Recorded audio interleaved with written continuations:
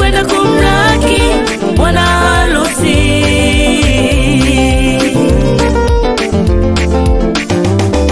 Watano walikuwa wapumbavu na watano walikuwa wenye busara. Watano walikuwa wapumbavu na watano walikuwa wenye busara.